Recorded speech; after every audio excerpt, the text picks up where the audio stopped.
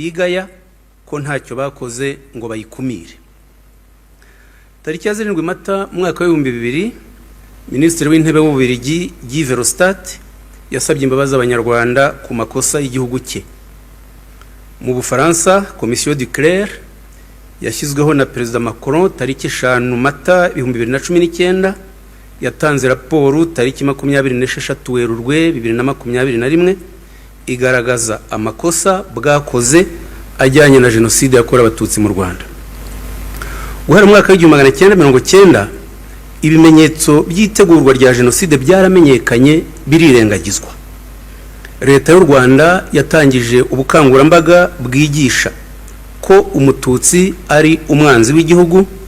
Inkotanyi zitwa inyangarwanda, zigerekwaho ikinyoma cyo gushaka gutsemba abahutu kugira ngo bakangurirwe kwica byitwa kwitabara.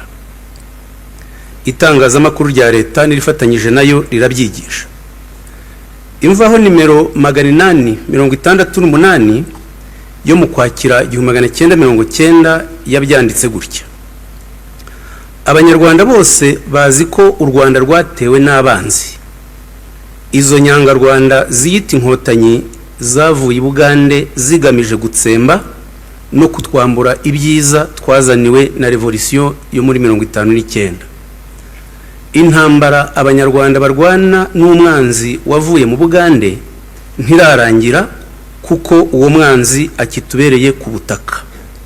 Tugomba kumuhashya tukamusubizaho yaturutse. Ambasade y'Ubufaransa mu Rwanda yakoze raporo zigaragaza umugambi n'ibikorwa by'u Rwanda byo gutsemba abatutsi. Muri raporo yo kuwa 15 Ukwakira 1990 babyanditse batya: Abaturage b'abahutu bateguwe na MRND bongereye ibitero byo kwica abatutsi bahereye Kibirira, kandi hari ibimenyetso ko ubwicanyi buzakwira n'ahandi mu gihugu.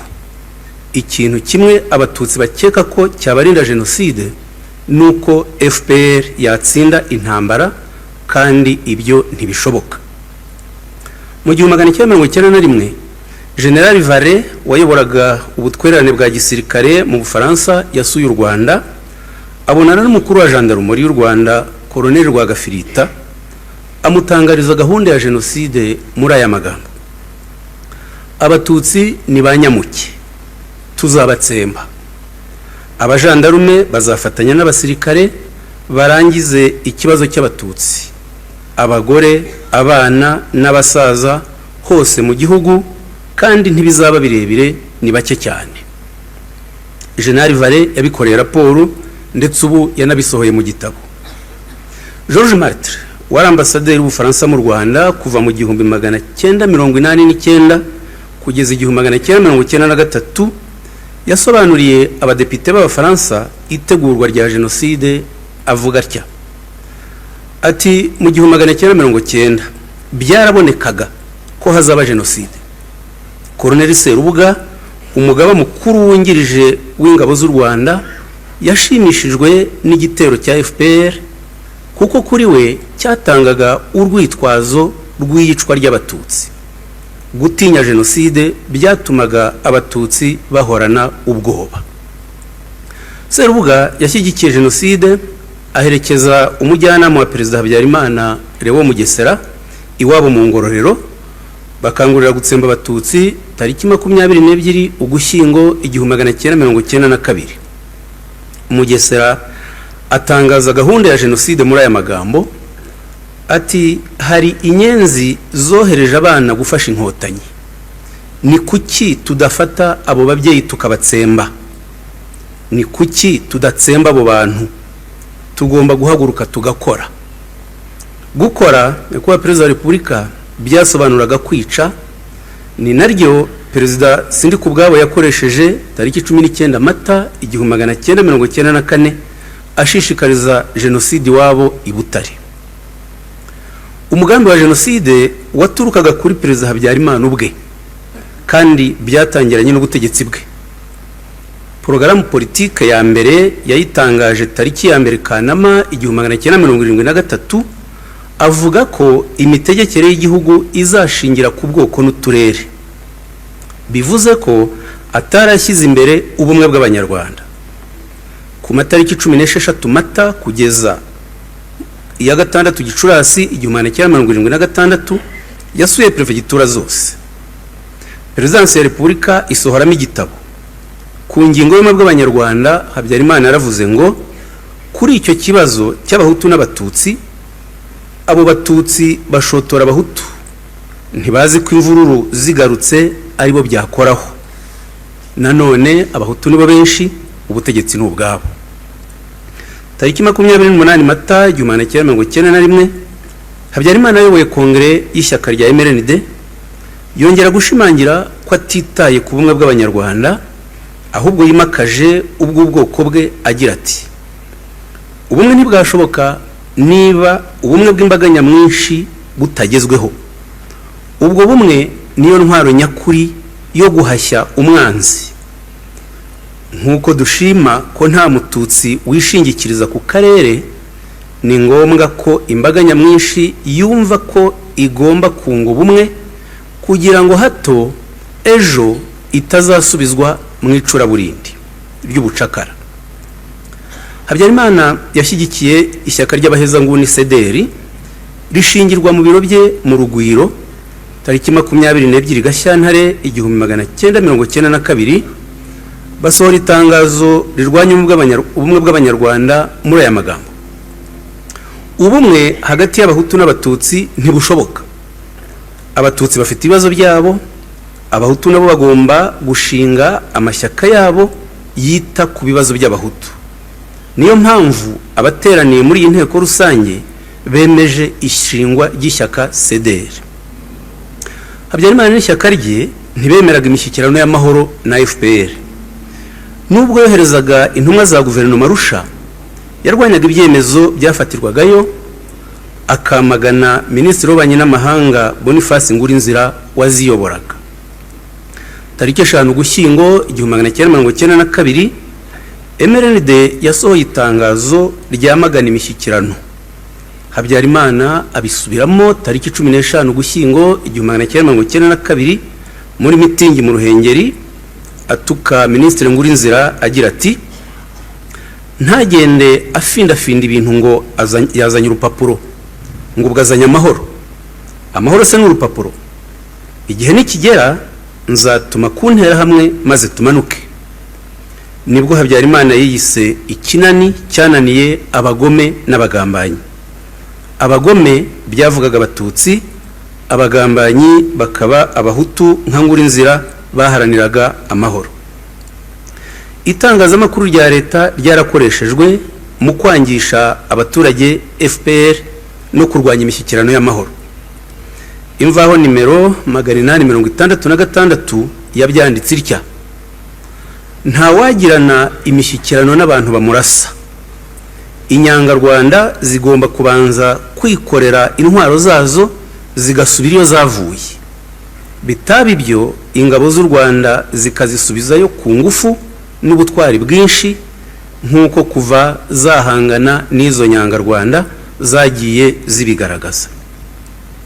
Habyarimana yashyigikiye ishingwa rya radio RTRM, igafatanya ibikoresho na Radio Rwanda. RTRM yahawe inzobere zo kuyifasha muri tekinike n'abanyamakuru ba leta b'abahanga bayikoreye mu bukangurambaga bw'urwango.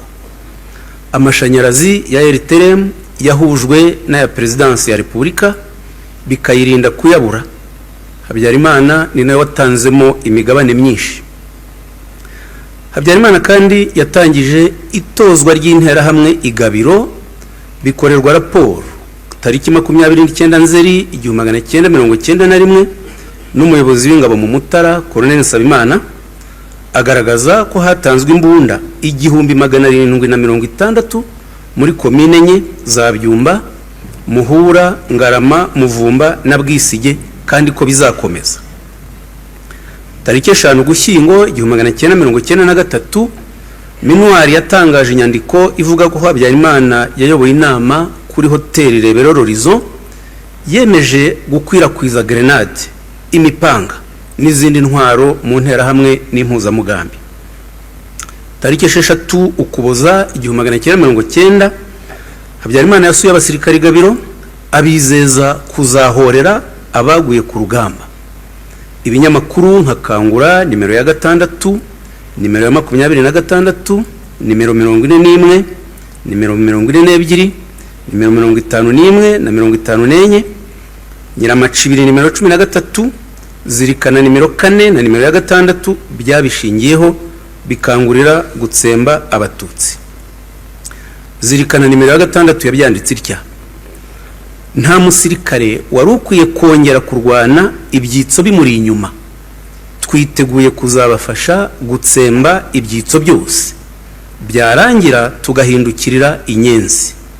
Zirikana yari ikinyamakuru cya Colonel Rwagafirita wabaye umuyobozi mukuru wa Jandarumori y'igihugu.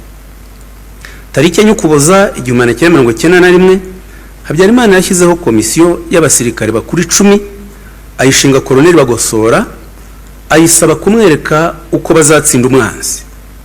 Raporo y'iyo komisiyo yashyikirijwe Habyarimana ivuga ko umwanzi w'igihugu ari umututsi.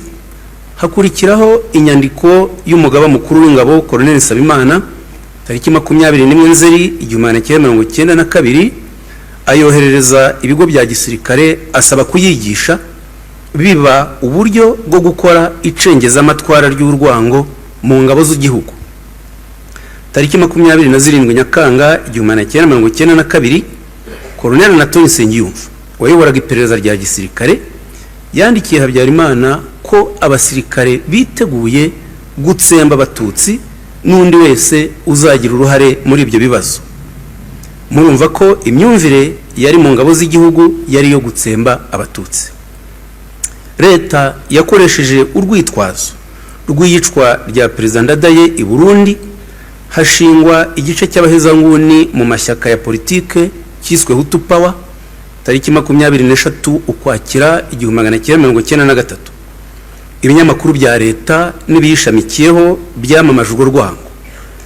Nk'ikinyamakuru Ijambo nimero 62 cyabyanditse kivuga ngo urundanye abatutsi ubaroheho bombe ubatwike nkuko barimo kugirira abahutu. Niba abahutu b'i Burundi batsembwe, nimufate umubare w'abahutu bishwe mu kube kabiri mu batutsi mu Rwanda. Umunsi abahutu batemaguriye abatutsi mu Kanyaru, niho umututsi azamenya ko umuhutu ari umuntu. Mu gihe jenoside yari igeze habi, tariki 5 Gicurasi 1994, Lieutenant Colonel Baudouin Jacques Albert wari umujyanama mu buyobozi bw'ingabo z'u Rwanda yasobanuriye ubushinjacyaha bw'Ububiligi bwakoraga nkete ku yicwa ry'abasirikare babwo ko jenoside wari umugambi w'ingabo z'u Rwanda. Abisobanura atya ati: ukwezi kumwe cyangwa abiri imbere y'ihanuka ry'indege natumiwe kwa General Sabimana, njyana na ambasaderi w'Ububiligi, tuhasanga Perezida Habyarimana na Ministre w'ingabo Augustin Bizimana n'abandi basirikare bakuru. Ministre Augustin Bizimana yambwiye ko yiteguye kugaba abasirikare bakarangiza akazi. Nyuma yabwo hasigaye iminsi 10 ngo ihanuka ry'indege ribe, hari kuwa 5 wa nyuma w'ukwezi kwa Werurwe 1994, mugenzi wanjye Colonel Vincent yatumiwe mu rugo General Sabimana na Colonel Kabirigi. Aba basirikare bakuru bongeye gushimangira ko amasezerano y'amahoro atazashyirwa mu bikorwa, ko nibakomeza kuyahatirwa bizaborohera gutsemba FPR, kandi ko bitagombaga gutwara igihe kirenze iminsi 15.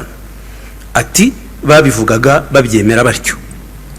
Nyakubahwa Perezida wa Repubulika, ibimenyetso byirengagijwe kugeza jenoside yakorewe abatutsi iba ni byinshi cyane. N'ubu amahanga arirengagiza impunzi z'abanyekongo zimaze imyaka 33 mu buhungiro, zameneshejwe n'abarwanyi ba FDLR bagizwe n'abakoze jenoside mu Rwanda. Nyamara umuryango w'abibumbye wafashe ibyemezo byinshi byerekana ko FDLR ari umutwe w'iterabwoba ugomba guseswa. Nk'icyemezo 1804 cyafashwe mu mwaka wa 2008 kibivuga gutya ngo duhangayikishijwe n'uburambe bw'ibyaha bibangamira uburenganzira bwa muntu n'ibinyuranyije n'amategeko mpuzamahanga bikorwa na FDLR, Exfar, Interahamwe n'indi mitwe yitwaje intwaro ikomoka mu Rwanda ikorera mu burasirazuba bwa Repubulika ya Demokarasi ya Kongo. Dutegetse kubashyira hasi intwaro aka kanya nta mananiza ayariyo yose bakajyanwa aho bakomoka. Turasaba ibihugu byose bigize umuryango w'abibumbye gufata ingamba zose za ngombwa bigahagarika inkunga y'amafaranga, iy'ibikoresho n'indi yose itangwa n'abenegihugu cyangwa itangirwa ku butaka bwabyo ihabwa FDLR, Exfar, Interahamwe n'indi mitwe yitwaje intwaro ikomoka mu Rwanda ikorera ku butaka bwa Repubulika ya Demokarasi ya Kongo, yaba y'ubwayo cyangwa mu nyungu zayo. Ibi byemezo Kongo ibirengaho ikinjiza FDLR mu ngabo zayo, MONUSCO ibirebera nk'uko minwari yarebereye itegurwa rya jenoside mu Rwanda. Abategetsi ba Kongo bahamagarira urwango nk'uko byakorwaga mu Rwanda hagati y'1990 n'1994. Muri Kanama 1998 Minisitiri w'Ububanyi n'Amahanga wa Kongo Abdoulaye Yerodia Ndombasi yahamagariye kwica abatutsi abita udukoko twanduza tugomba gutsembwa ntawe usigaye. Tariki 19 Nyakanga 2023 Depite Justin Batakwira yavugiye kuri televiziyo ya leta ngo umututsi n'umwicanyi muri kamere ye. Tariki 31 Gicurasi 2024 umukuru w'umutwe wa Maimai Nande witwa Benoit Mukumbatia yatangaje video ivuga ngo umututsi nyawe ni umututsi wishwe, umututsi nyawe n'ujyanywe mwirimbi. Tariki Nyakanga 2024 Minisitiri w'itangazamakuru Patrick Muyaya kuri televiziyo 50 Bukavu yise abatutsi abicanyi avuga ngo Minisitiri w'Intebe yabasuye nk'umugore, umubyeyi, umuvandimwe mu gice cy'igihugu mutuyemo aho umugore yababajwe bikabije n'ubwicanyi ndengakamere bumaze imyaka 30 bukorwa n'abatutsi.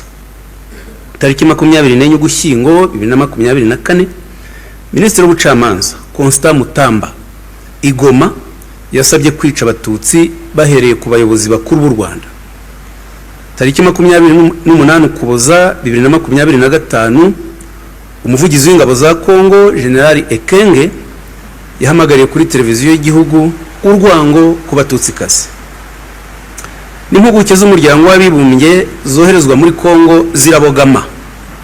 Muri Gashyantare 1999 Roberto Gareton wabaye intumwa idasanzwe ya komisiyo ya ONU y'uburenganzira bwa muntu muri Kongo yatanze ikiganiro gihamagarira urwango ku batutsi avuga ngo hariho ukwinangira k'umuryango w'abibumbye guturuka ku rugomo rukorerwa Kongo ruturutse ku gatsiko k'abatutsi.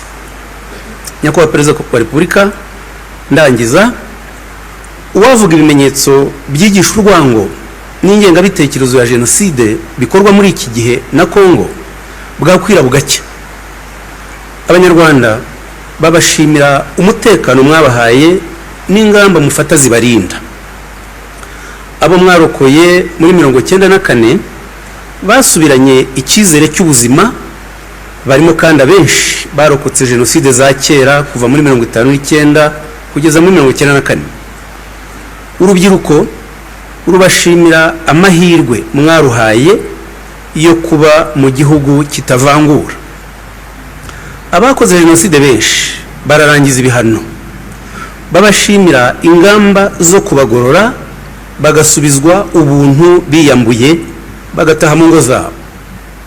Abava mu mitwe yitwaje intwaro bashima ubuyobozi bw'u Rwanda bubakira bakisanga nk'umwana ujya iwabo. Hari benshi baba mu mahanga bitandukanya n'ikinyoma gikwizwa n'abakoze jenoside cyangwa ababaye imbata y'ingengabitekerezo yayo bagataha mu rwababyaye rukabakira bakaba babashimira imiyoborere myiza y'u Rwanda ibasubiza ishema ry'igihugu cyabo. Nyakubahwa Perezida wa Repubulika, turibuka tubizeza ko nta kizongera gusenya u Rwanda turebera. Harabaye ntihakabe, habaye Muyaga na Muhoro, ubu hariho Mahoro na Munyarwanda, nibo bazahoraho. Ndabashimiye.